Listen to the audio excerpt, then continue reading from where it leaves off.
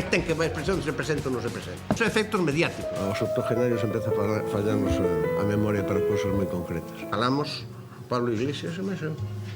Chamo, mandoume unha mensaxe ao móvil ás 8:00 da mañán, eu estaba ainda dormindo, non o vi. Non son tan imbécil para decir sí, non, claramente, non me dá la gana. A última frase do Macbeth de Shakespeare. Pobres payasos que tacatal que facemos moito polo foro. Entón, o do Beiras non toca, vale, sí, pero o que fago é traballar para que, se me ven a inspiración, me pille traballando. Xa está ben. Deixade a Beiras tranquilo. Bueno, 80 años que cumplió ayer Xosé Manuel Beiras, aunque fue oficialmente inscrito en el registro un día 7, que es el que hoy toca, así que vamos a hacer balance de lo que ha aportado Beiras, de lo que aportó y de lo que algunos creen que todavía es capaz de aportar. No ha negado su aspiración a convertirse en el futuro presidente de la Xunta de Galicia en el caso de que el Partido Popular pierda la mayoría absoluta. Lo vamos a compartir con Ernesto Sánchez Pombo, muy buenas noches. Buenas noches, Roberto Blanco Valdés por este lado, buenas noches. Muy buenas noches. Carlos Aymerich, muy buena noche. Y Fernando Sánchez Salinero, muy buenas noches. Aunque en este momento del programa tengo el honor de recibir aquí en el plató de Vía V a Beatriz Sarlo, muy buenas noches. Periodista, intelectual argentina, muy interesada en la actualidad por los estudios de la posmodernidad. De hecho, un libro suyo, Escenas de la vida posmoderna, es un referente académico, bueno, pues en toda Latinoamérica, pero también en Europa, militante de diversas vanguardias, bueno, en estos momentos sigue en activo. Coincidiendo, por cierto, su visita con algo que tiene que ver con lo que estamos hablando en todo el planeta, que son los famosos papeles de Panamá. Sabíamos que Mauricio Macri, el actual presidente de Argentina, bueno, pues aparecían esos papeles, pero hoy hemos conocido que ha sido imputado. Trascendiendo la situación de Macri, me gustaría saber, señora Sarlo, ¿qué le ha provocado el conocimiento de esta red, que ya intuíamos que existía, de paraísos fiscales que, bueno, finalmente acaban demostrando la existencia de dos tipos de ciudadanos, los que tienen capacidad para estar en estos mundos y los que no la tenemos? ¿Qué mundo indican estos papeles? Bueno, yo casi no me ocuparía de los paraísos fiscales. Hay dos tipos de ciudadanos, aunque no hubiera paraísos fiscales. Convengamos que en países como tantos de América Latina y también en España, con la desocupación juvenil que tiene y con el nivel de pobreza que ha llegado a España, no es necesario pensar siquiera en los paraísos fiscales para pensar en la profunda desigualdad que produce el capitalismo. O sea que la desigualdad, el capitalismo entregado a su pulsión, entregado a su deseo, y sin controles, produce desigualdad. En Alemania se considera pobre a quien tiene menos del 60% del ingreso medio. Es decir, se pone el listón para ser pobre muy alto, muy bajo, como ustedes quieren. Hay otros países, como es el caso de España y como es el caso de la mayoría de América Latina, que estamos acostumbrados, España no siempre, pero sí ahora, a vivir en convivencia, a vivir con los pobres, juntos y mezclados. O sea que los paraísos fiscales son uno de los tantos recursos que el capitalismo sin límites, no con los límites que se le puede poner en Alemania, por ejemplo, sino el capitalismo sin límites, por ejemplo, Putin en Rusia, que también está dentro de los paraísos fiscales, en la lista. Y también países que parecían perfectamente socialdemócratas, como Islandia. El capitalismo sin límites abre esas vías. ¿Es delictivo el capitalismo sin límites? Es delictivo el capitalismo sin límites. Fíjese, cuando empezó este asunto de la gran recesión en la que todavía estamos, hubo una reunión del G8, creo que fue, en el que, muy asustados, los líderes mundiales debatieron sobre qué mundo había que construir. Recordamos aquella famosa frase de Nicolás Sarkozy, ni más ni menos, diciendo que había que refundar el capitalismo. Yo no sé qué campo después de la batalla cree que está quedando después de esta gran recesión, si ese capitalismo es todavía peor como consecuencia de lo que pasó a partir del momento en el que Lehman Brothers quiebra.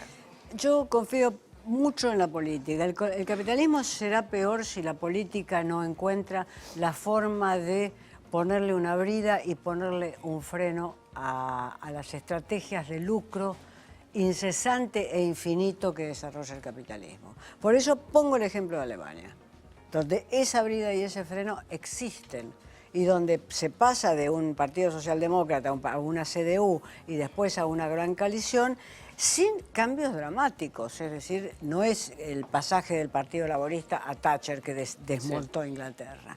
Entonces, pongo el ejemplo de países perfectamente capitalistas, creo que más capitalistas que Alemania difícil de pensar, perfectamente capitalistas, pero que tienen ciertas formas de control, lo cual no implica abolir la corrupción, como uno tampoco podría abolir el crimen ni abolir el asesinato por amor. Digamos, hay cosas que existen, pero implica ese nivel. En el caso argentino, muy brevemente para decirlo, el capitalismo argentino nació como prebendatario del Estado.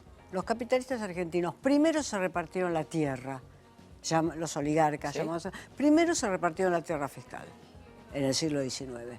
Ese es el primer capítulo del capitalismo argentino. Se la repartieron en una fiesta donde se sentaron el triple de gente de los que estamos en este panel. Así se repartieron la tierra. Luego empezaron a ser prebendatarios del Estado. El Estado tenía una empresa, contrataba a los capitalistas o los capitalistas le pedían al Estado que fundara una empresa para ser contratados por ellos. Fueron siempre prebendatarios del Estado. Es decir, que Macri no es sino un hijo y nieto, no, es hijo solo porque su padre es inmigrante, sí.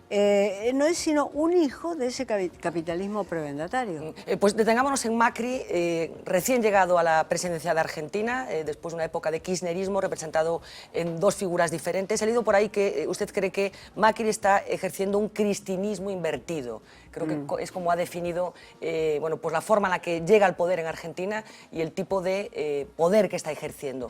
¿Cómo es Macri? ¿Quién es Macri? Bueno, más bien cuando yo quiero decir cristianismo invertido, quiero decir en el estilo político. Macri es paz y amor. O sea, Cristina calentaba el ambiente político. Sí. Sus discursos eran calientes. Sí. Dentro de lo que McLuhan llama, sí. Cristina era el discurso caliente. Y era el discurso permanente, el rayo que no cesa. Estaba ahí todas las tardes, yo estaba trabajando, de repente mi computadora la tenía enganchada a internet y aparecían las manos de Cristina con sus uñas ahí apuntándome para que yo escribiera mi nota. Me regalaba las notas, digamos, debo quedarle agradecida. Macri es lo inverso. Primero porque no tiene ninguna capacidad oratoria, lo cual no está ni mal ni bien. Los políticos ya hoy no necesitan ser grandes oradores como lo necesitaron ser en el siglo XIX y la primera mitad del siglo XX, pero no puede calentar de ese modo el ambiente político porque no tiene capacidad oratoria. Segundo, porque sus asesores de imagen le indican que es que hay que tener un mantra que hoy se reduce en la felicidad, que él quiere que el pueblo argentino sea feliz. Si alguien me explica cómo se puede llevar eso a cabo. Es raro, un capitalista que tiene un objetivo que es incontrolable. Los capitalistas generalmente tienen objetivos controlables. Quiero que mi empresa este año pase de ganar el 2% a ganar el 2,5%. Ese objetivo es controlable, accountable, claro, como dicen los americanos. Macri tiene un objetivo incontrolable, la felicidad del pueblo, lo repite. Bueno, ¿cómo la mido? O sea que ha variado el estilo político. ¿Qué país ha dejado Cristina? Si uno compara todos los cambios de presidente desde la transición democrática, es decir, desde 1984, Macri recibió el país no en crisis terminal. Alfonsín recibió un país con los militares aprestando los tanques a salir a la calle y comérselo crudo en una banquete ritual, porque sabían que Alfonsín los iba a enjuiciar. Y lo recibió con un 70% de inflación y con un déficit del PBI del 7%, con un déficit financiero del 7%. Ustedes saben cómo salió Alfonsín, con una hiperinflación del 200% mensual. Empezaron los saqueos en la Argentina. Menem dejó el país con un invento fantasmagórico que inventó Cavallo, que era el 1 a 1 que llevó a la Argentina a una crisis terminal en el 2001. O sea que, y no digamos como recibió ahí Duhalde del país.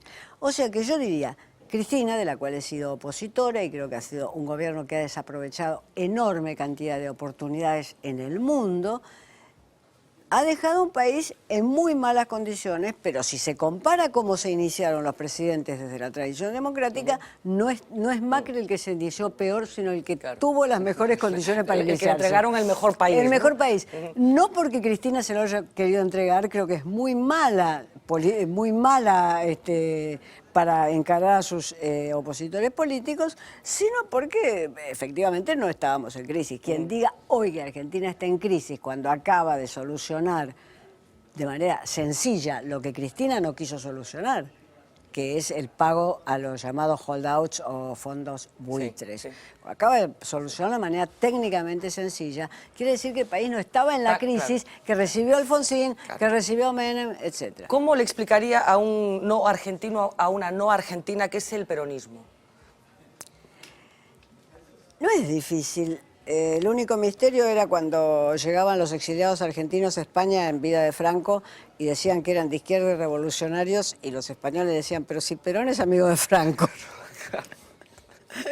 Y entonces ahí los argentinos tenían que empezar a decir, bueno, sí, pero no sé qué, digamos. No es difícil, es uno de los populismos latinoamericanos. Es un populismo estatalista, distribucionista, cuyo distribucionismo y cuyo estatalismo es desprolijo, gigantescamente desprolijo. Pero fue un populismo estatalista y distribucionista. En la segunda etapa esta del kirchnerismo fue además corrupto. El kirchnerismo fue profundamente corrupto.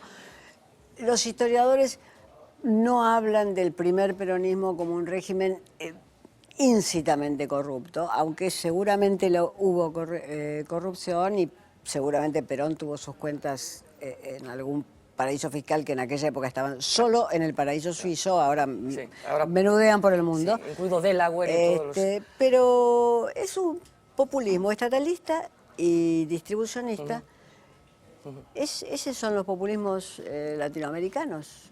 A veces les sale bien, a veces les sale mal. Bueno, enseguida voy a escuchar a mis compañeros de mesa, pero quiero hablar de Latinoamérica, de lo que está pasando en muchos países de la región, lo que está pasando en Brasil, lo que está pasando en muchos gobiernos, que parece que está habiendo un viraje hacia la derecha, o por lo menos esto se interpreta desde el Código Europeo, pero me gustaría preguntarle, de colega a colega, si me permite la consideración, ¿qué papel tiene que jugar el periodismo en este momento tan complicado, en una sociedad en la que están pasando tantas cosas, tan líquida, tan posmoderna como usted teoriza? ¿Qué tenemos que hacer los periodistas? Bueno, en principio lo de siempre. Quiero decir, yo creo que el periodismo se define por ser crítico. Crítico no quiere decir necesariamente opositor, ni quiere decir necesariamente un apoyo crítico. Crítico quiere decir la mirada que desmonta aquello que se está produciendo en el escenario político, en el escenario económico todos los días. Yo recuerdo cuando salió un diario oficialista con el cristinismo en la Argentina y un gran periodista amigo mío, Jorge Fernández Díaz, me dijo, vas a ver que ese diario es pésimo. Y yo le digo, bueno, tiene buenos periodistas. Y me dijo, no puede haber periodismo oficialista. Es imposible. Es un oxímoron. Es un oxímoron, no lo puede haber. O sea que los periodistas tenemos que ser críticos. Creo que el momento llama a un fuerte periodismo de investigación, lo está demostrando cómo saltan las noticias, como no solamente los Wikileaks que vendrían a ser la épica del periodismo, de la investigación, sino cómo saltan las noticias de que los Alconada Mom en la Nación, por ejemplo, que es un gran periodista de investigación. Entonces creo que tiene que ser crítico y tiene que ser de investigación. Bueno, a ver, vamos a empezar, Roberto. Sí, bueno, encantada de tenerla aquí, un placer escucharla. Yo quería hacerle dos preguntas breves. La primera, usted habla del capitalismo voraz, diríamos, ¿no? Y yo coincido que el capitalismo sin límites es de una voracidad ilimitada, efectivamente. La pregunta es, ¿la alternativa al capitalismo sin límites es el capitalismo con límites o es otra alternativa? No tenemos otra alternativa que veamos. Cayó toda fantasía, cayó en 1989 para quienes la conservaban. Vale. Para quienes la conservaban, cayó con el muro de Berlín en 1989. Ya muchos no conservábamos ninguna fantasía de esa, ni siquiera aquellos que habíamos sido marxistas en nuestra juventud. O sea, no tenemos otra alternativa. El capitalismo puede ser más estatalista, menos estatalista, como usted bien sabe, pero la única alternativa que se ha construido hasta el momento es esa. O sea, que es un capitalismo con controles. No, estoy absolutamente de acuerdo. Y la segunda pregunta... Sí, vamos a tener ocasión de hacer doble. No, muy breve también. Supongo que usted es consciente cuando compara España con Argentina, que la situación de España, a pesar de que hay datos estadísticos que yo sé que se pueden manejar, como el del paro, la situación es muy distinta, ¿no? Es España es un país con un grado de riqueza, de igualdad, de seguridad, en fin, que en España no hemos vivido nunca episodios de asaltos a los comercios, cosa que ocurre por desgracia en Argentina, inflaciones del 180% o 120%. Me imagino que es consciente, no sé cuántas veces ha visitado España, me imagino que varias veces. No, soy consciente y la cooperación tiene que ver con los índices a los cuales ha llegado España en los últimos años. A eso me refiero. Desde la crisis del PSOE hasta el gobierno del PP. Esos índices que no eran los de España en los últimos 25 o 30 años. España fue un país fundamental para América Latina. Toda la transición democrática española fue casi un modelo de las transiciones democráticas latinoamericanas. Y un personaje que fue importantísimo para América Latina fue Felipe González en esas transiciones. En principio porque fue el punto de diálogo con Nicaragua, que era muy difícil de hacer, y Felipe lo mantuvo. Y en segundo lugar porque la transición española funcionó como modelo. Los argentinos queríamos una transición como la española, y si incluía pactos de la Moncloa, nos mudamos a la Moncloa a firmarlos. Si Dios nos aseguraba que... Y después nos dimos cuenta exactamente de lo que usted dice, que no podíamos firmar ningún pacto de la Moncloa porque no estaban los actores sociales para firmarlos. Primero porque no estaba un partido comunista como el que tenía Carrillo. Para empezar, no teníamos una izquierda como la que tenía Carrillo. No teníamos un dirigente en la flor de su juventud, jovencísimo, como Felipe. Solo le falta decir guapísimo. Por el entusiasmo con que lo dice, solo le falta decir casi guapísimo. Podría decir lo mismo de Suárez. Sí. Casi Seguro. podría decir lo mismo de Suárez. Seguro. Teníamos un sorprendente dirigente que venía del corazón del franquismo, que casi era un burócrata criado en el nido franquista, que se pone a la altura de la historia, y se pone a la altura de la historia el día del tejerazo, y se pone a la altura de la historia de ahí en más. O sea, nos dimos cuenta que esa fantasía de que nos podíamos convertir en España más o menos rápidamente era falsa. Pongo a España, cuando la puse en mi enumeración, porque más bien siento estupor de que los números de España estén donde estén. Por el salto que había pegado España desde el momento en que España entra en la UE, porque cuando los argentinos veníamos a España ya en democracia, ya de visita o para dar una conferencia o de turistas, decíamos, en España la plata está flotando por la calle, decíamos, gastan demasiado. Veíamos la plata flotar, nosotros veníamos de un país muy pobre. Entonces, lo pongo en cuenta respecto de aquello que vi en las primeras décadas de la transición española, y por otra parte de la sana envidia que teníamos por la forma en que se había realizado esa transición. De todas maneras, Beatriz sabe que en estos momentos hay una serie de movimientos políticos emergentes que cuestionan esa alabada transición, que creen que las cosas no se hicieron como había que haberlas hecho, sobre todo porque no se hizo un punto final, no en el sentido de ley del punto final, sino todo lo contrario en relación con el franquismo. Hoy, en estos momentos, hay una nueva generación de políticos que cree que bueno, no se solucionó como tendría que haberse solucionado toda la etapa anterior. ¿Es consciente de que la generación nueva, esa sagrada transición, creen muchos que está llena de fisuras y de trampas? También a la transición de Alfonsín le hacen el mismo cuestionamiento. Ahora, hará cosa de unos 6 o 7 años, yo vi un film de Pere Portabella, que era donde estaba Carrillo, donde estaba Felipe, donde estaban todos los dirigentes de la transición. Y uno dice, esta gente estaba bordando casi sin aguja y casi sin hilo en una tela realmente casi inmaterial.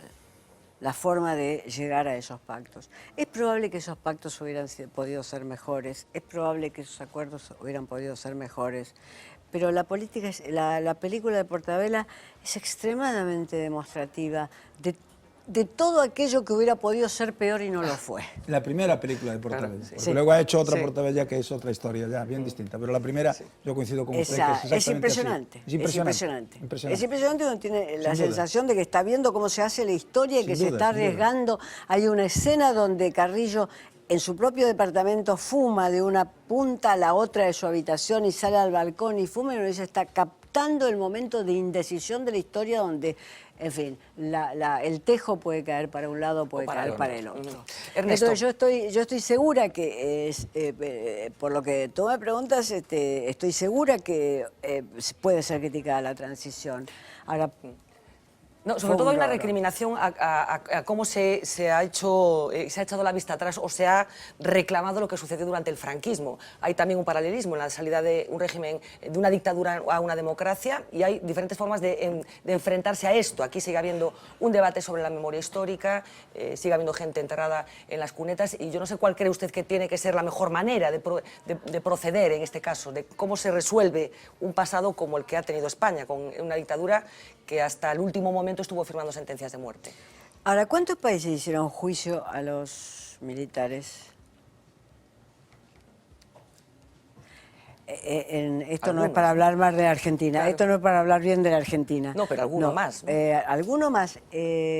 ¿Cuántos más?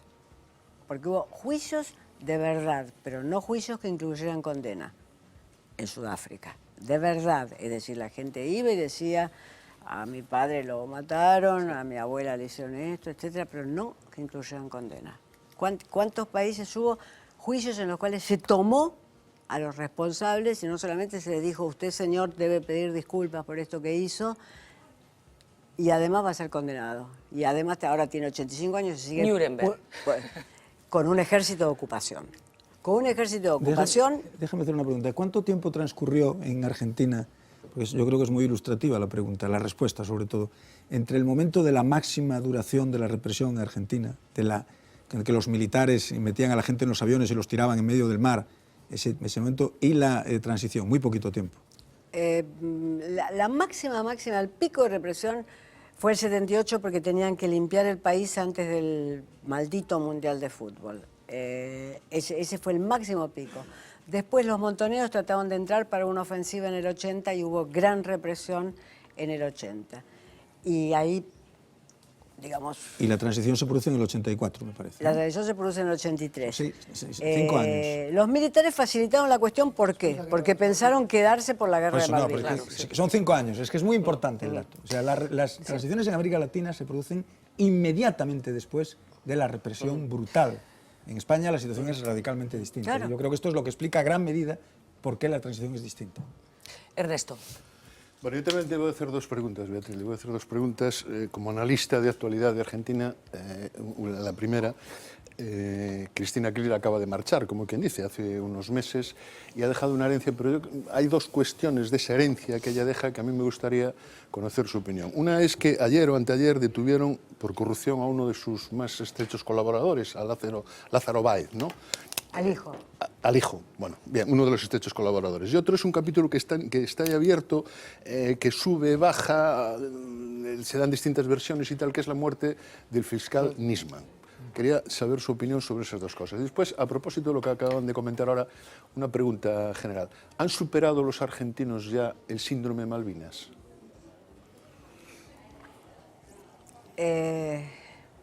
Bueno, son 3, entonces Malvinas... No, son 2, ¿no? Nisman y Báez. En efecto, el hijo de Báez es llegar cerca del corazón.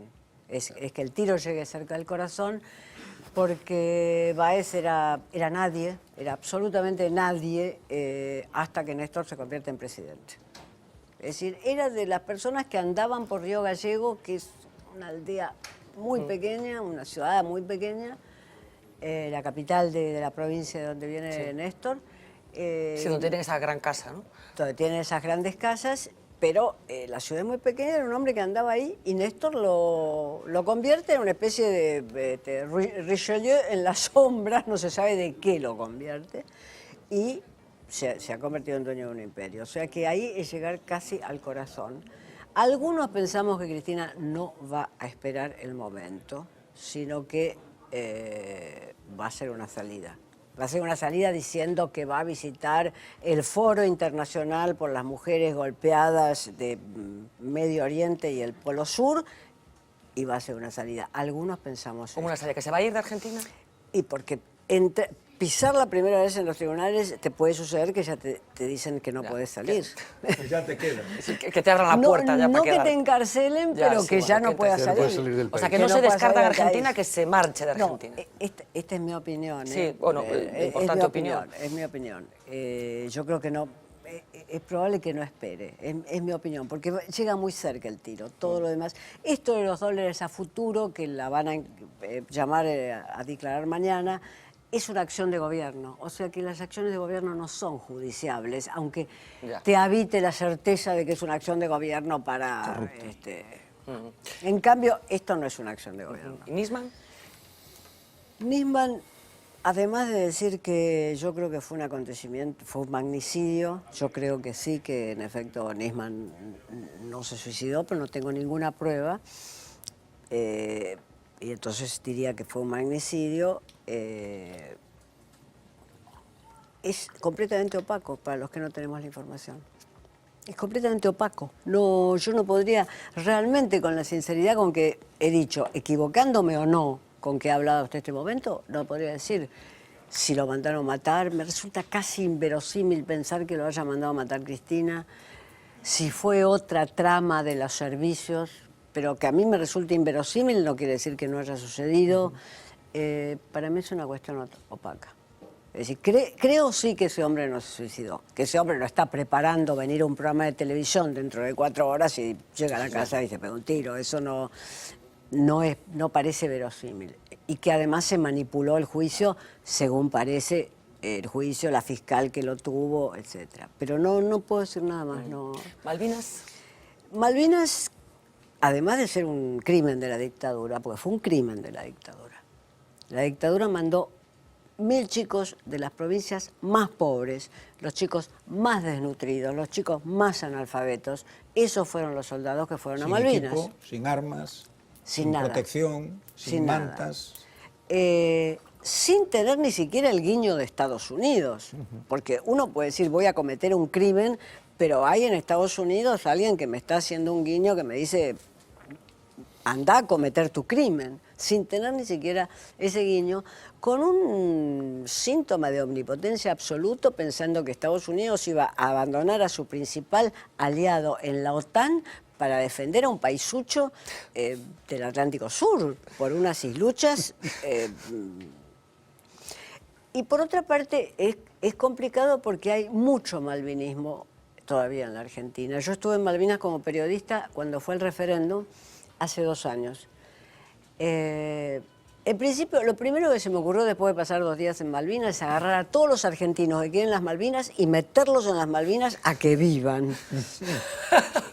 Eso fue lo primero que se me ocurrió. Es un lugar de clima terrible, que hostil, que solo si has nacido en el norte de Inglaterra o en Escocia podés ser feliz. Esto fue lo primero. En Islandia.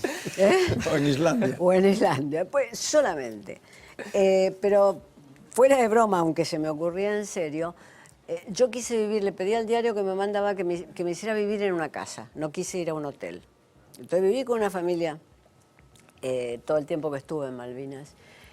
Y esa gente tiene que ser consultada. Los argentinos no podemos decidir, después de 170 años, que hubo un gaucho ahí en Malvinas que se dice que puso una bandera, en fin. No podemos decidir que esa gente no tiene derechos.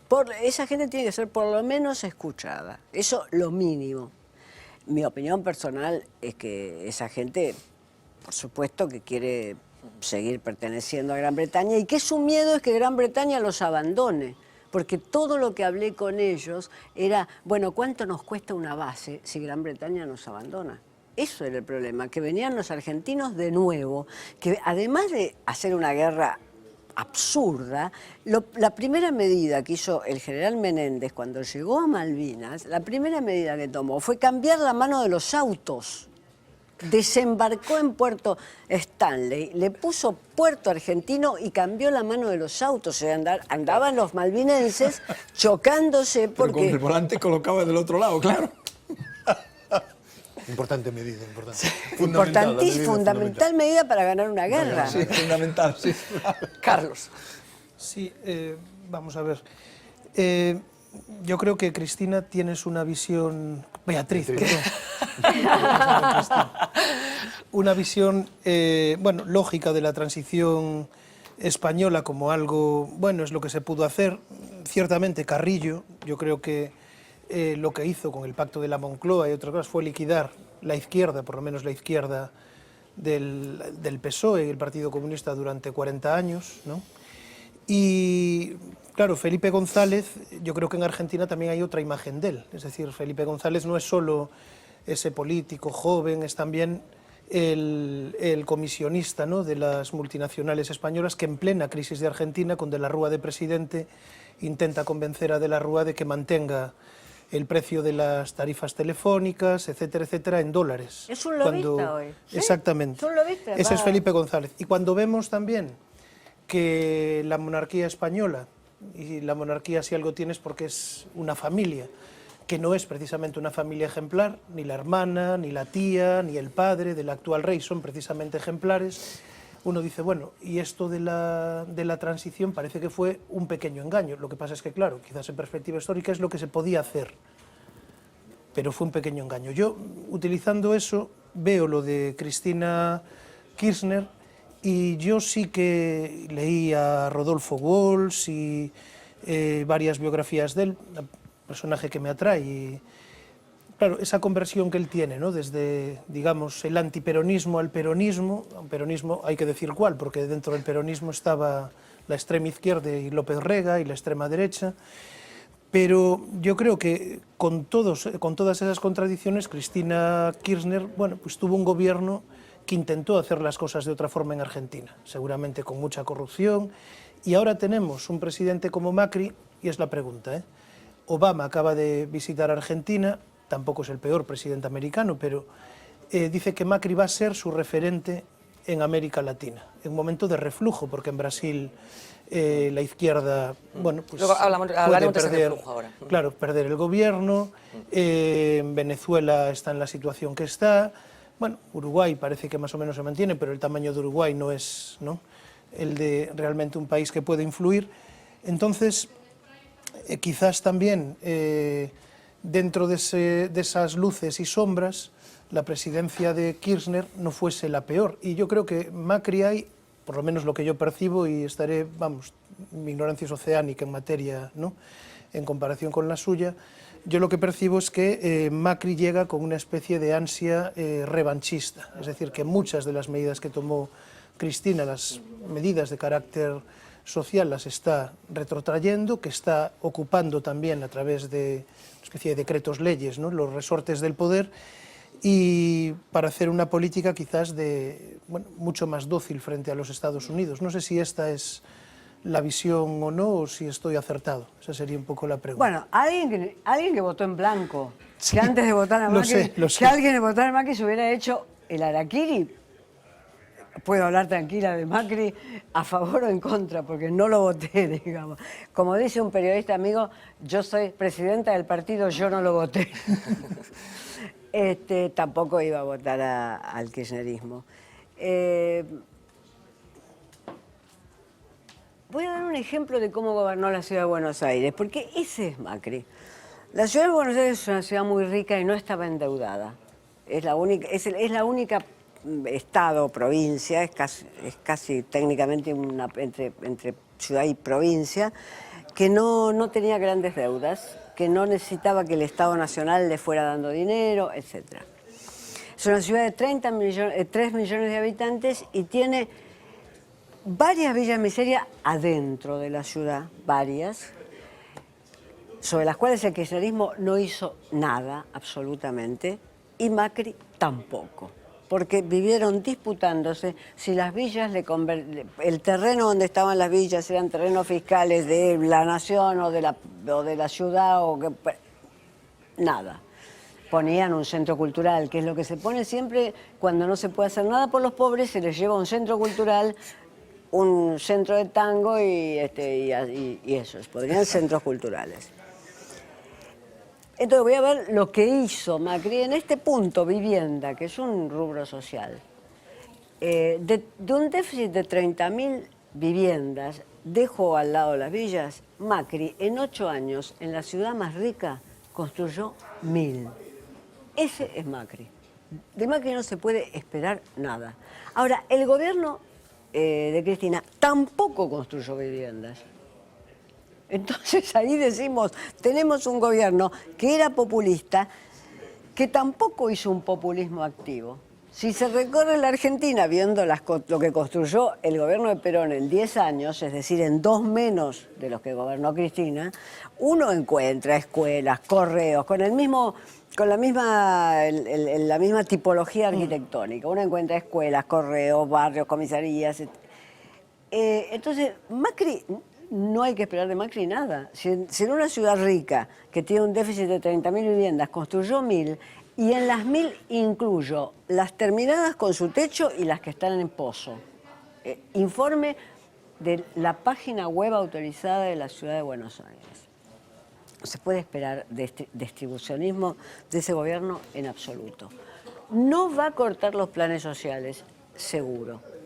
No va a cortar los planes sociales porque eso es meterse saqueos en la ciudad, eso es meterse que los más viejos van a terminar desalojados y sin comer. No va a cortar los planes sociales, que los inventó no Cristina ni Néstor, sino Duhalde. Cuando Duhalde recibe el país en el 2001, gobierna 1 año y medio. En ese año y medio, junto con el economista Labaña, que es el que hace la renegociación de la deuda externa, inventan el módulo planes sociales. Cristina lo que hizo, y Néstor primero, yo creo que Néstor fue infinitamente mejor presidente, Cristina y Néstor lo que hicieron es mantenerlo eso a toda costa. No hicieron, gobierno que se llamó progresista, no tocaron la estructura impositiva, que es absolutamente regresiva y basada en el impuesto al valor agregado. Es decir, que la paga la viejita de la villa y la pago yo del mismo modo. No tocaron esa estructura impositiva. Entonces, ¿cuáles son los síntomas del progresismo? Es muy fácil disminuir el IVA en los pobres. Todos los que tienen planes sociales reciben una tarjeta por la cual pagan con esa tarjeta y el IVA no se les carga y listo. No hay que hacer una gran contabilidad. Entonces no tocaron la estructura impositiva. Es gravísimo eso. Si un país quiere redistribuir mínimamente, en fin, no hay que haber hecho un doctorado con Piketty para saber que la redistribución real es una redistribución por vía impositiva. Entonces, el progresismo de Cristina fue mantener esos planes sociales, darle mucho contenido ideológico a esos planes sociales, lo que se llama relato o cosas así. Y yo creo que Macri no va a poder sacarlos, porque tendría un conflicto muy grande. Macri no, temperamentalmente no es un político que tenga ganas de sacar policía a la calle. No es un político garantista que diga todo el mundo tiene los mismos derechos y esto, pero no es un político que tenga ganas de sacar policía a la calle. No es el estilo de político. Fernando. Bueno, varias cosas. Una, me sorprenden siempre las críticas al capitalismo porque se parte siempre como de una base ideológica de arranco de aquí, critico al capitalismo, quedo bien, que no digo que sea su caso, pero digo en general, digo lo que está extendido, y no hace falta que lo fundamente mucho porque agregando una serie de adjetivos tipo salvaje, tipo incontrolado y tal y cual, pues ya parece que a partir de ahí ya no me lo van a discutir. Y entonces ahora luego sigo afirmando cosas y esto es como el punto de partida del que partimos. Bien, y me pone de ejemplo que es curioso Alemania cuando Alemania es un país capitalista. Clarísimamente. Pero lo ha dicho como de control. Cuando los índices de libertad económica con los que se mide la capacidad para, digamos, que haya movimiento de ese capitalismo, está muy por encima de lo que es España-Alemania. Entonces no entiendo lo del embridamiento que pretende hacer del capitalismo, porque es que es fácil criticarlo, pero es difícil, usted lo ha dicho también, proponer la alternativa. De hecho, ha dicho, no la tenemos. Claro, porque es que a lo mejor lo que tenemos que aprender, cuando uno va madurando en la vida ya a nivel personal, empieza a manejarse entre los posibles, no entre los imposibles. Los imposibles pueden ser inspiradores, pero la gente ya cuando tiene una edad, pues dice, tengo que aspirar a cosas posibles para poder ser feliz, para que mis expectativas estén centradas con aquello que puedo conseguir y para que pueda alcanzar los objetivos. Entiendo, quiere decir que a lo mejor tenemos que empezar a hacer una crítica al capitalismo desde los posibles, ¿no? Bien. Porque si lo hacemos desde la teoría frente a la práctica, la práctica siempre pierde, porque es como si yo defino el amor frente con una serie de películas o novelas que he visto y cuando me lo encuentro con mi pareja digo, joder, es que esto no es lo mismo, dice, ya macho, pero ¿y dónde está esto de las películas, tío? es que esto no existe, ¿no?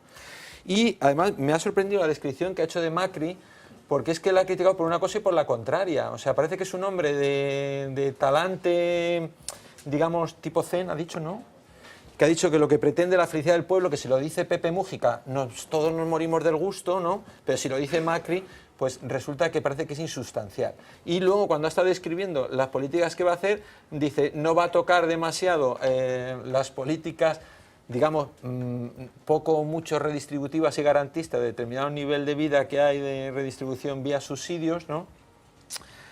Y curiosamente como que va a ser ahí a la vez la sucursal de una especie de capitalismo no interventor, tal y cual, que curiosamente parece que no es eso, ¿no? Es decir, o es una cosa o es la otra. O sea, si no va a tocar claramente las políticas de los Kirchner, no puede ser lo contrario a la vez, ¿no? No, es que lo que no puede ser es que partamos de una a priori y de le voy a criticar, haga lo que haga. A cualquier persona, ¿eh? Quiero decir que o le criticamos por la base, por la sustancia, o no le criticamos, ¿no? Entonces, porque claro, es que en estas cosas de la crítica del capitalismo me suena el rollo, Perdón, a lo del a ver, gato y los ratones, sí. de que hay que poner el cascabel al gato y le dicen, bueno, ¿y ahora quién se lo pone? A ver, ¿no? Beatriz. Vale. Perdón, yo he madurado y tiempo para pensar no tengo, sino para morirme próximamente. Pero de todas maneras, para contestarle tengo. Claro, vale, Para vale. contestarle tengo. Vale, vale. Eso no cambia para nada la base argumental. Vale, pero está bien como... La Perfecto, política de subsidios no es una política seriamente redistributiva en ningún país del mundo. La política de subsidios es una política de mantener a cierta zona de la población en algún nivel de poder acceder a los alimentos, a la educación, a la salud. O sea que yo puedo decir que Macri va a mantener la política de subsidios porque no quiere inquietud social y al mismo tiempo puedo caracterizarlo como un capitalista neto y puro. No hay contradicción entre una cosa y la otra, salvo que diga es un capitalista neto y puro con tendencias dictatoriales que va a reprimir la inquietud social sacando la política de subsidios con la policía. Puedo decir, puede tener los dos rasgos. En cuanto a que yo me pongo feliz cuando dice Pepe Mujica sus versos, yo no me pongo, yo no me pongo digo nunca. en general, que esa misma afirmación de la felicidad del pueblo, Yo no me pongo, hubiera estado sucedido yo no- por argumentos como el suyo, Yo a ver, no, diciendo, yo "Buah". no me pongo nunca me pongo, no me pone feliz. El discurso populista no me gusta, de izquierda, de derecha, sobre el fútbol ni sobre ninguna otra cosa. No me gusta nunca el discurso populista. Mire, ya coincidimos en otra cosa. O sea, cuando alguien me dice que tiene que ser feliz, solamente puedo entenderlo en el caso del Estado plurinacional boliviano y en el caso de Ecuador, porque cuando hablan de una vida buena se están refiriendo a conceptos culturales que no son los occidentales. Solamente eso. La primera constitución que estuvo vigente en España y en Argentina, porque estuvo vigente en los dos sitios, aunque con distinto grado, fue la Constitución de Cádiz, como usted sabe. Sí, muy sí, bien. la felicidad, pero seguro. Y el artículo decía, Efectivamente. el objetivo del gobierno es la felicidad de la nación. Exactamente. Es que en una Eso lo dice el constitución... Felder este, o ¿cómo se llama? Él dice, no, es el propende la felicidad y tal. Y digo, oh, este tío ha descubierto la pólvora. Pero es no, que- no digo usted, digo, pero que con posiciones que se asemejarían mucho a las que usted ha defendido con aquí. la Sí, felicidad no la como conozco. principio constitucional me parece excelente. En Cádiz es precioso. Como principio Bueno, sobre constitucional todo parece porque es excelente. cuando o sea, no es de ahora, Claro, es no, claro, en su momento a lo mejor era muy Claro, si eso es un subversivo concepto plantear eso. Era muy subversivo. Claro. Pero si es un concepto jurídico no determinado que cabe No, todo. no, pero no Pero es- cabe bueno, todo, pero- hombre, Pero por no es un favor. concepto, Estamos no es un hablando- concepto político, debe ser traducido. Estamos hablando de Ahora, voy al 1812, a lo mejor en capitalismo aquel momento era una Era cosa... absolutamente subversivo. Voy al claro, capitalismo porque veo que a usted le preocupa y a mí me interesa mucho la gente que le preocupa el capitalismo. ¿Qué quiero? Claro, obviamente, si el capitalismo es la gran preocupación que tenemos todos, me interesa a la gente que le preocupa el capitalismo. ¿Cuál puede ser una medida en mi país? En mi país una medida redistributiva inmediata. Reponer el impuesto a la herencia que sacó la dictadura militar. El impuesto a la herencia es el impuesto más capitalista por excelencia. Como lo dicen los estudios históricos, ¿Por qué? vienen desde el pasado el impuesto a la herencia, pero hoy refuerzan las posiciones adquiridas de los capitalistas. Es decir, refuerzan el capital adquirido que pasa de padres a hijos. Hay muchísima literatura a favor y en contra de lo que usted está diciendo. No lo tengo tan claro yo que sea A ver, netamente a ver, capitalista. a ver. De otras cosas, porque lo que hace que las herencias se traspasen de una forma fluida provocan que haya ahorro y consecuentemente ese ahorro hay posibilidad de utilización de capitales para la generación de Lo que riqueza. pasa es que- pero depende de cuáles son las cotas. Me sorprende que nunca hablamos de generación de riqueza y siempre hablamos de buscar, de a ver dónde pillo el dinero para ver cómo lo distribuyo. Depende. Pero que en algún Fernando, momento tendremos que esto hablar... y Latinoamérica es otra cosa, ¿eh? Ah, bueno, pero Los no, espacios son pero muy los principios distintos, básicos sobre los que argumentamos... No, no, sí pero que es se muy parecen, distinto, ¿eh? O sea, Dejadme que no, hablemos pero del es que es curioso espacio. porque A nunca ver. hablamos... Es que parece que la riqueza ni se crea ni se destruye, y sí se crea y se destruye, porque es que hay como una especie de argumentario global de izquierda que es la riqueza ni se crea ni se destruye, hay que redistribuirla de forma distinta. Yo Perdone, quiero llevarlo a la Argentina porque en la Argentina es que la riqueza nunca sí- me dicen de izquierda. No, digo... Véngase conmigo. Pero sí, digo, el argumentario, yo no la conozco a usted, entonces consecuentemente, y además no etiqueto, yo lo que veo son las ideas. Las personas pueden sostener una idea hoy, mañana otra y demás. O sea, las personas no son... A ver, sino dejadme que hagamos... mantienen ideas de- vamos a tener también unos minutos antes de acabar esta parte del programa, pero queríamos hacer un pequeño flash sobre lo que está pasando en estos momentos en Latinoamérica. Utilizar bastante la palabra reflujo. En el caso de Argentina se ha consolidado con la victoria de Mauricio Macri, pero hay otros indicios, incluido el de Brasil, que indica que algo está aconteciendo con la ola. Nos va a hacer ese relato Mila Méndez. Adelante. Efectivamente, porque lo que ha sucedido en Argentina el pasado mes de noviembre ha puesto en alerta a más de un gobierno vecino de izquierdas. El conservador Mauricio Macri ha terminado con 12 años de kirchnerismo, primero liderados por Néstor Kirchner y después por su mujer Cristina Fernández. Es la primera vez en la historia del país que un líder de centro-derechas llega a la Casa Rosada por las urnas en elecciones libres. Con el peronismo en la oposición, el triunfo de Macri tiene repercusiones supranacionales. Desde que Hugo Chávez inaugurara el ciclo de gobiernos progresistas en la región, es la primera vez que la corriente sufre un retroceso presidencial de este nivel. En Venezuela, donde se germinó la alianza de los conocidos como países del ALBA, las cosas no van mejor para los que muchos tildan la izquierda populista. La revolución bolivariana, liderada en su día por Hugo Chávez, suma 17 años de vida, pese a que Nicolás Maduro se aferra al poder con tácticas para muchos poco democráticas. El pasado mes de diciembre ocurría algo histórico. La primera victoria de la oposición en todo este tiempo ha sido en las elecciones legislativas, donde se eligen a los miembros de la Asamblea Nacional y donde Maduro ya no tiene mayoría. Su mayor temor es que se reedite este resultado en las presidenciales. Brasil, otro símbolo de la izquierda latinoamericana que también está en crisis. Lula da Silva se convirtió en un icono cuando llegó al poder en el 2003. Ahora gobierna su sucesora, Dilma Rousseff. Los escándalos de corrupción han provocado una ola de desencanto ciudadano que pide adelantar las elecciones. Tras el caso Petrobras, Lula ha dejado de ser ese sindicalista que convirtió un movimiento social en el partido referente de la izquierda brasileña. ¿Dónde más gobierna la derecha en Latinoamérica? Vamos a México. Representa junto a otro país, a Colombia, el polo más conservador. Enrique Peña Nieto pertenece al PRI. Desde 1999 hasta el año 2000, todos los presidentes que tuvo el país eran de esta formación de centro-derecha. La única excepción la protagonizó Vicente Fox de la PAM en el 2000. En Colombia, y tras el paréntesis de los 8 años de gobierno de Álvaro Uribe, gobierna el Partido Liberal Colombiano, el de Juan Manuel Santos. En el último siglo se ha ido turnando en el poder con otra formación de derechas, el Partido Conservador. Mientras, en Chile ha regresado al gobierno la socialista Michelle Bachelet. Ya fue presidenta antes, entre el 2005 y el 2010. Y donde no se espera que el vuelco argentino marque tendencia es en Uruguay. Gobierna Tabaré Vázquez. Al igual que Bachelet, también es médico y también fue presidente con anterioridad. En el 2003 pertenece a la plataforma Frente Amplio, la misma de su predecesor, José Mujica. Para muchos es un ejemplo del populismo de izquierdas, para otro de la resistencia ante la imposición yanqui. Rafael Correa gobierna en Ecuador desde el 2007. Y vamos ahora a Bolivia. Evo Morales es presidente ahí desde el 2006. Acaba de recibir una importante derrota. Quería modificar la Constitución para volver a presentarse en el 2019. Los bolivianos le han dicho que no, sería su cuarto intento. En Perú también gobierna la izquierda, liderada en este caso por un exmilitar, Ollanta Humala. Y cerramos este repaso en Cuba, aliada de Venezuela. La revolución cubana se mantiene desde 1959. Sin embargo, desde diciembre del 2014 algo ha cambiado en la isla. El deshielo con Estados Unidos parece que marcha bien y que no va a tener fin. Bueno, pues este es un repaso somero. Es cierto que hay que establecer todas las precauciones a la hora de catalogar las ideologías, porque no es exactamente asimilable lo que en Europa entendemos por derecha, por izquierda, por centro, con lo que sucede en Latinoamérica. Os voy a dar un último turno, pero quería el punto de vista de Beatriz sobre lo que está pasando en estos momentos en Latinoamérica, esa sensación de que hay un reflujo, que decía antes Carlos Aymerich. ¿Es así? Y sobre todo en situaciones concretas que tienen que ver con la situación de Brasil y con la situación de Cuba también, con esa caída del bloqueo, digamos. ¿Hay un nuevo ciclo político asimilable al conjunto del continente? La verdad que me resulta difícil, porque también me resultaba difícil creer que la transformación social galopaba por América Latina en un corcel blanco y que arriba de ese corcel arrastraba una carroza donde estaban todos los presidentes. Me resultaba difícil creer eso.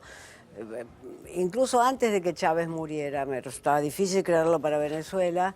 De todos esos presidentes que mencionaron, yo creo que el único que despertó cierta expectativa por la forma en que resolvió conflictos para mí fue Evo Morales en Bolivia, porque resolvió conflictos muy básicos raciales, que Bolivia los tiene. La separación entre quechuas y aymaras es muy fuerte, y entre los pueblos del Amazonas, los amazónicos, es muy fuerte, y eso tendió a una resolución. Además deja un país de hierro, pero de hierro desde el punto de vista financiero, Evo, con las finanzas perfectas, y creó una burguesía a la boliviana, se podría decir, comercial, semi-industrial. Pero me resultaba difícil ya pensar que había corceles del cambio social galopando por todos lados. En el caso de Brasil, yo creo que es diferente a la Argentina. Brasil siempre fue un país extremadamente corrupto, su política extremadamente corrupta.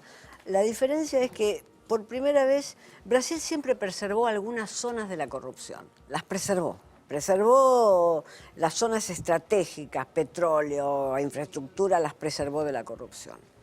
Y ahora por primera vez vemos que esas zonas fueron cooptadas por la corrupción, lo cual es un cambio. Y por otra parte es muy doloroso para quienes vimos en la trayectoria de Lula, desde dirigente obrero en adelante, una trayectoria verdaderamente interesante. Es así. A ver, Carlos, te voy a dejar la última intervención porque tenemos que hacer una pausa. Sí, vamos a ver.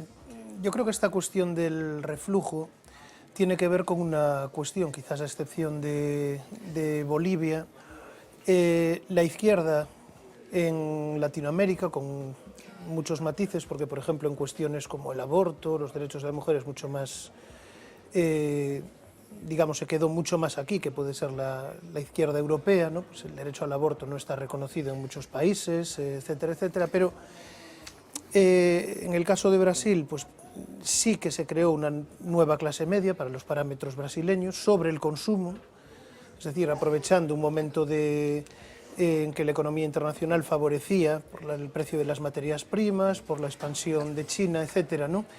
Pero no se alteraron las bases de la estructura económica, no se alteraron realmente las relaciones, ¿no?, de producción. Eso mismo pasó en Venezuela, mientras la renta del petróleo estaba a un precio alto, se redistribuyó, pero la cuestión es si este reflujo tiene que ver con la influencia de Estados Unidos. Yo creo que, frente a lo que decía Mila, esa ola de descontento ciudadano que pide adelantar las elecciones en Brasil, bueno, en términos brasileiros, hay manifestaciones de todo tipo y se habla de un golpe no militar, sino encubierto.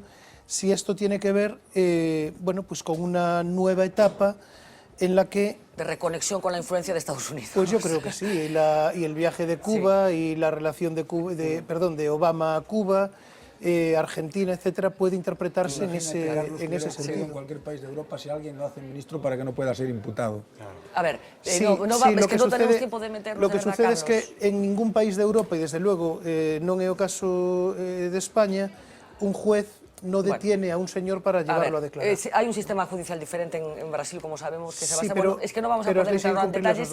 Le pido el punto de vista a Beatriz de lo que comentaba Carlos, el papel que está llamado a jugar Estados Unidos a partir de ahora en Latinoamérica. Bueno, en principio, Brasil no tuvo malas relaciones con Estados Unidos en los años de Lula. O sea que no era necesario sacar... Tuvo muy buenas. Muy buenas Digo, relaciones. muy buenas Muy porque buenas. además son tradicionales. Claro. Brasil entró a la Segunda Guerra Mundial y a partir de ahí consolidó relaciones con Estados Unidos. Mientras que la Argentina no entró en la Segunda Guerra Mundial, mejor dicho, entró el día anterior a la que se firmara el armisticio y tuvo siempre muy malas relaciones. Entonces, la primera cuestión En es... términos económicos y comerciales, Brasil no quiso entrar en los pactos, en los acuerdos comerciales con Estados Unidos. que entraron otros países. No, digo ahora, desde que gobierna el... No, porque Bretton Woods fue un problema para varios países grandes de América Latina, incluido la Argentina. Perón decía oficialmente que no quería entrar y mandaba un emisario a Washington diciendo que quería entrar a Pero en Bretton cualquier Woods. caso, además de Brasil, pronostica una etapa de mayor influencia de Estados Unidos en Latinoamérica en general, en el conjunto del continente. Me es difícil pensarlo así. En segundo lugar, porque a Obama no le interesaba América Latina. Entonces la influencia fue muy baja en todos los años de Obama. Porque Obama no conocía América Latina, no era su zona natural, ni académica, ni lingüística, ni cultural, ni nada. Entonces la influencia norteamericana fue muy baja. Entonces no sé qué puede pasar. Los que tienen relaciones fuertes con América Latina son sin duda los Clinton. Y si hubiera sido Jeb Bush el candidato presidencial republicano y ganara, ese sí tiene línea para América Latina, porque los Bush tienen para los Bush... O sea, que América Latina, para empezar, no es tan importante hoy en el mundo. Entonces, Estados Unidos no es la primera zona estratégica de la preocupación. Probablemente sería malo para América Latina. Que estuvieran muy preocupados por América Latina. Latina. Esto sí sería malo. Esto sí, claro, para México. Para México. Para México. Por ejemplo, para México. Última pregunta, Beatriz. ¿Qué es ser progresista hoy? ¿Qué es ser progresista? Es explorar hasta el final las posibilidades de elaborar estrategias que conduzcan a la igualdad. Elaborar estrategias que conduzcan a la igualdad. No solamente diciendo que la educación tiene que ser igual, porque la educación no da igualdad de oportunidades, no solamente diciendo que la vivienda tiene que ser igual, porque la vivienda no da igualdad de oportunidades, sino estrategias de reparto de la riqueza que nos permitan avanzar cuanto sea posible en un horizonte de igualdad. Por cierto, igualdad, no equidad, igualdad. ¿Qué opina de Podemos? Bueno, ahora es una zarzuela eso. Pero quizás porque lo veo desde afuera, todo el proceso español me resulta completamente fascinante. Es decir, la forma en que Pedro Sánchez está ahí adherido a una estrategia, la forma en que se firman los pactos y se va. A mí me resulta fascinante. En la Argentina hubiera sido diferente. Y entonces me resulta fascinante. No puedo tener una opinión. El origen de Podemos me resultó muy interesante y sin duda creo que no está dando las flores que la planta en su origen prometió. Pero el escenario político español es fascinante, aunque yo comprendo que los españoles discurran como ustedes al comienzo de esta mesa. No, un poco de agotamiento vamos acumulando, pero bueno. Sí. Beatriz Sarro, de verdad, no sabes lo que te agradezco que hayas estado con nosotros esta noche. Ha sido una auténtica delicia escucharte. Creo que es un sentimiento compartido por mis compañeros y seguro que también por los espectadores. Así que espero que tengamos la ocasión de seguir hablando en el futuro de lo que pasa en este mundo tan desigual.